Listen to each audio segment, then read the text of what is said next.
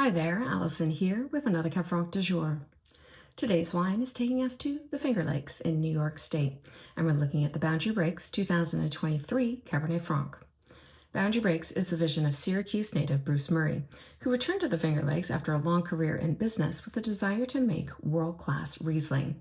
He purchased a 120-acre farm near the village of Lodi on the east side of Seneca Lake in 2007, and he planted his first 11 acres of Riesling in 2009-2010.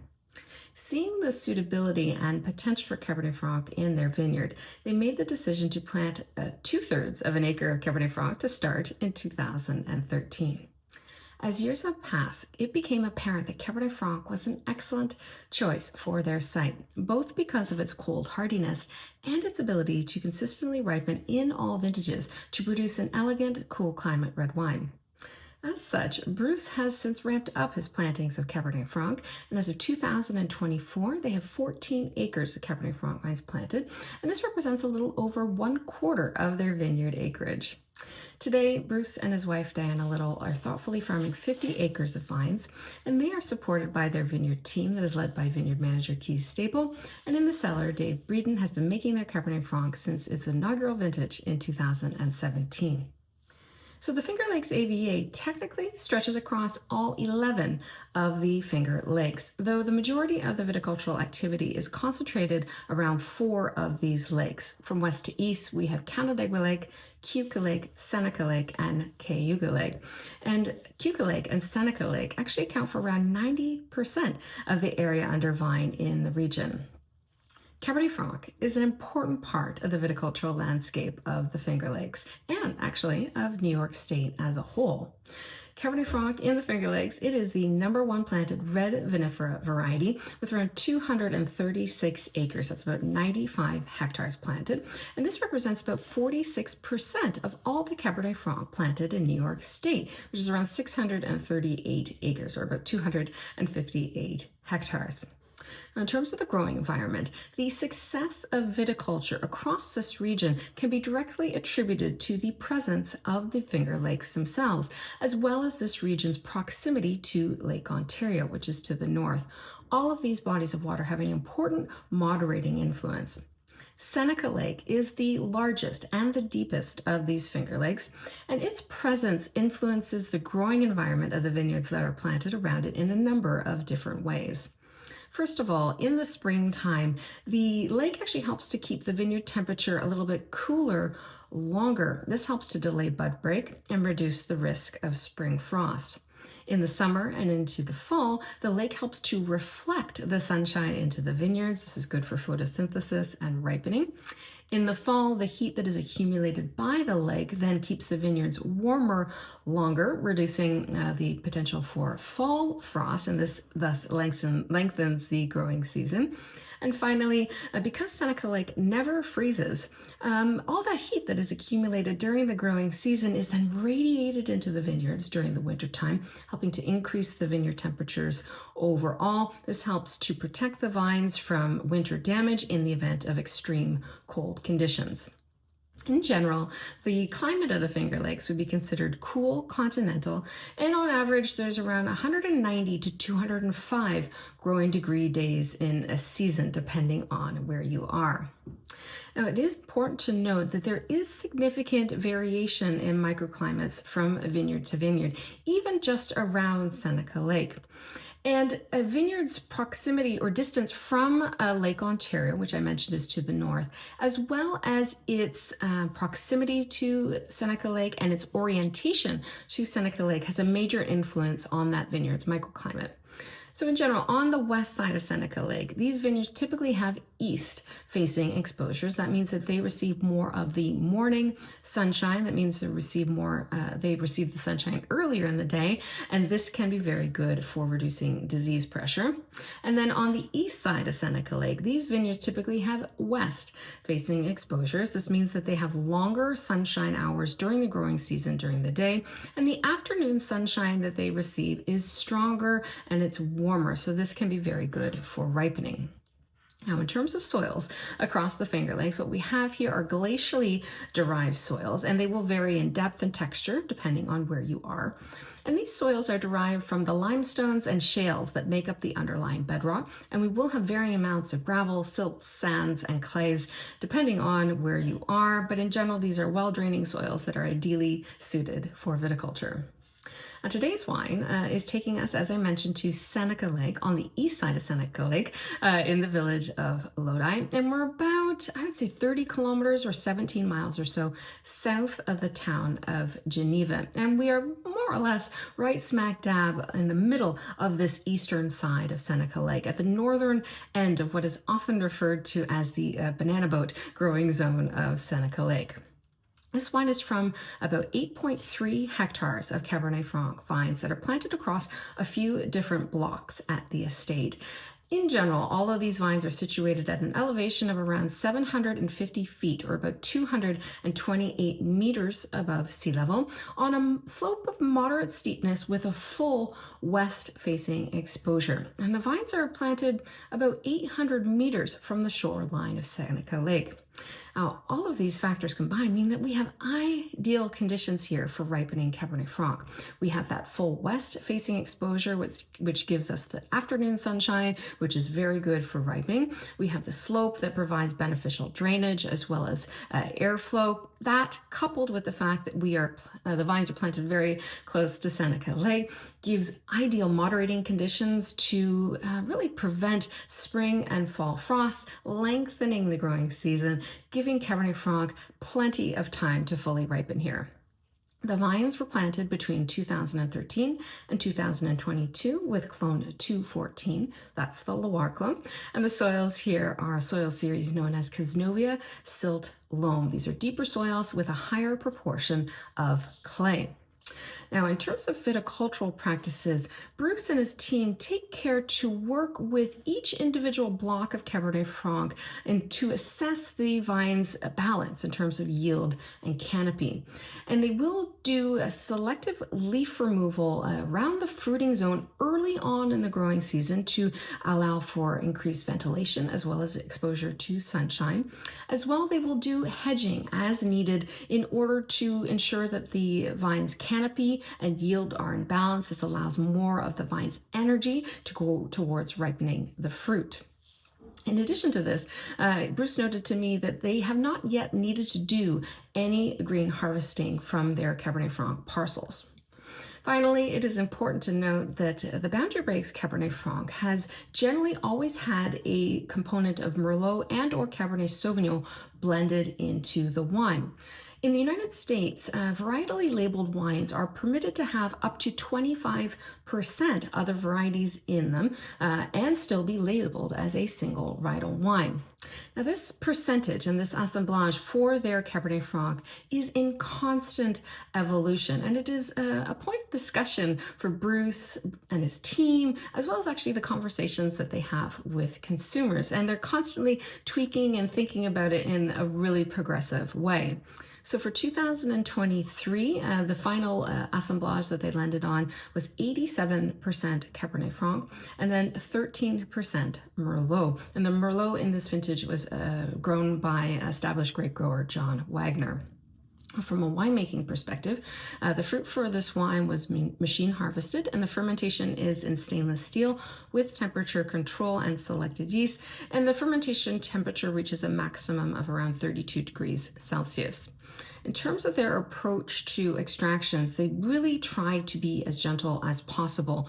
Their Cabernet Franc berries actually are a little bit smaller than average, and they have a higher skin to juice ratio, which is why they tend to go a little bit easier, lighter on extraction. So they do one pump over daily during the active fermentation, and then in the post-fermentation maceration, that's reduced to one pump over every other day, and the total time on skins is about 27 days. The wine is both pressed wine as well as free-run wine, and the aging takes place over 8 months in older neutral oak barrels. And then after the aging is complete, that final assemblage is determined, and then the wine is then bottled. Now, for those that are curious about the 2023 vintage, this was actually a really good vintage. Not as warm as, say, 2020 or 2022, but still lots of sunshine, good temperatures. And overall, based on what I've tasted so far from this vintage, both from the Finger Lakes as well as from the Niagara Peninsula, which is a very similar growing environment and vintage conditions as the Finger Lakes, I really like this vintage. It feels like there's nice ripeness here, but it's not so ripe, and the alcohol seemed to be really nicely in check and good phenolic ripeness overall. And actually, it's a vintage that I am extremely excited to see more and more wines being released from this particular vintage. So let's dive in. Okay, so on the nose, you immediately sense that there's a lovely sunniness about this wine. There is a nice ripeness to the nose.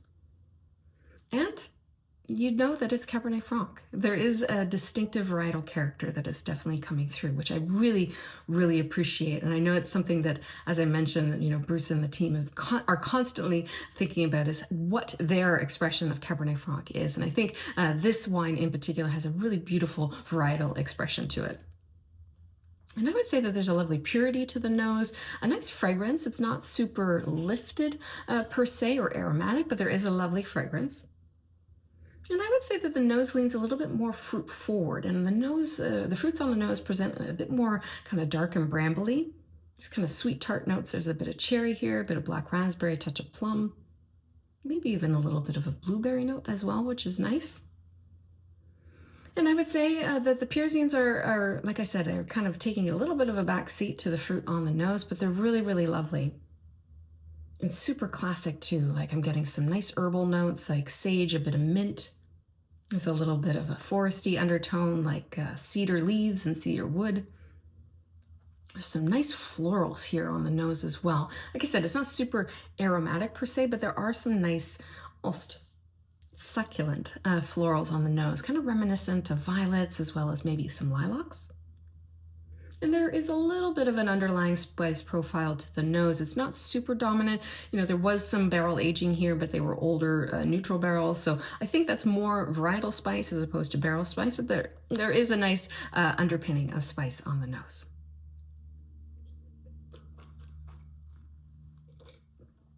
On the palate, those same kind of brambly fruits come through in a nice way. I would actually say the palate leans a little bit more earthy and savory, which I really quite like. The way those herbals are coming through, like the sage and the mint is coming through in a really, really nice way. And the palate as well is a little bit more spicy. But I do think that is definitely more Cabernet Franc spice coming through, more of that spice melange of the variety as opposed to wood. And I'm getting a little bit of clove here. There's a little bit of a cinnamon stick. There's a little bit of a chili flake note as well.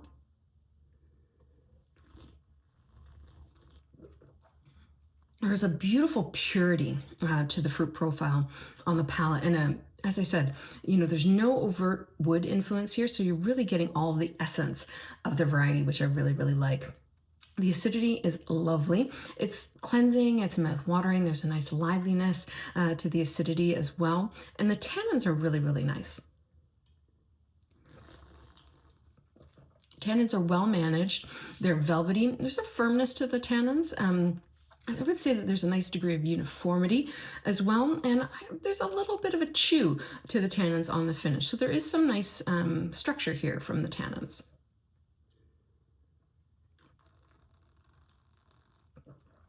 Yeah, and I think the balance on this wine is really fantastic. So there's great fruit concentration here, an integrity of the fruit, and the way that the fruit concentration and the flavors of the fruit are working with the acidity and the tannins is really, really nice. And like I said, I think what I really appreciate about this the most is the fact that the Cabernet Franc is really coming through. So while there is 13% Merlot in this, I don't find that is taking away from the Cabernet Franc varietal character in this wine.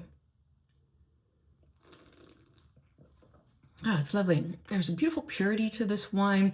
There is a kind of a friendly side. There's something convivial and very approachable about it. But at the same time, there's some nice structure here. There is, this wine is built to cellar, to age for a little bit. It's drinking well now, but I think it'll hold really well and probably improve, I would say, in the next 12 to 24 months. This is going to show even better as those tannins start to kind of soften a little bit and integrate a bit more with the fruit. And in general, there's something about this wine that I find, like I said, it's really approachable, and there is a sense of precision here that is really good. I would say there's like a thoughtfulness in terms of the winemaking side of things, and that precision is kind of creating a sense of focus with this wine, but at the same time, it doesn't feel at all pretentious. Like, it feels like a really honest expression of Cabernet Franc, a really humble expression of Cabernet Franc, and I really appreciate that about this wine. I would say it's medium body in terms of that profile. There's a good finish to it. There's nice plushness to the fruit as well. It feels really complete, really in balance. And I think it's a really beautiful expression of Finger Lakes Cabernet Franc. And this is a region, of course, that I have been following intensely for some time, since the beginning of this project. And I have a lot of enthusiasm for where the region is going in terms of Cabernet Franc. And in particular, I really appreciate how Boundary Breaks is taking their approach with Cabernet Franc, and I have the utmost respect for Bruce in terms of his vision for Cabernet Franc and how thoughtful they are about their approach to the blends every year, how they're planting, how they're ramping up their plantings in anticipation that they're constantly kind of tweaking and evolving to figure out what their expression of Cabernet Franc looks like for Boundary Breaks. And I think it's fantastic. And I really do appreciate that transparency with respect to where they're going and all of these little details. And actually, Bruce has a fantastic Substack for those that are interested, where he gets into a lot of nerdy details about how they plant things and decisions they're making all throughout the growing season and in the off season and what have you. And it's really fascinating because, in today's day and age, I find that there's a lot of smoke and mirrors in the wine business, of course, and not everyone is as forthcoming with information. And I love the fact that Bruce takes the time to write about what's happening in the vineyard and in the cellar, and also articulate how they make their decisions. And I think that really brings a lot of confidence. It brings a lot of connectedness with their consumers as well. And as I mentioned, it's a really exciting moment for the Finger Lakes in terms of their work with Cabernet Franc, as well as New York State as a whole. Boundary Breaks is actually a founding member of a new initiative called Cab Franc Forward, which was launched in the fall of last year, which highlights Cabernet Franc as a signature variety for New York State, which is very exciting. And I'm very keen to follow how the state embraces the variety and what this is going to do for the presence of Cabernet Franc across New York in the months and years and decades to come. It's very, very exciting for a Cabernet Franc lover like me. Now, if you haven't had the pleasure of tasting the 2023 Boundary Breaks Cabernet Franc, this is one to put on your shopping list. It's $24.95 in the US, and I think it's an outstanding value at that price point.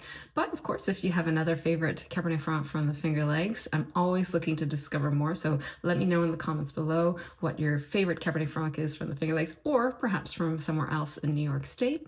And of course, as always, I'll be back again soon with another wine. Cheers.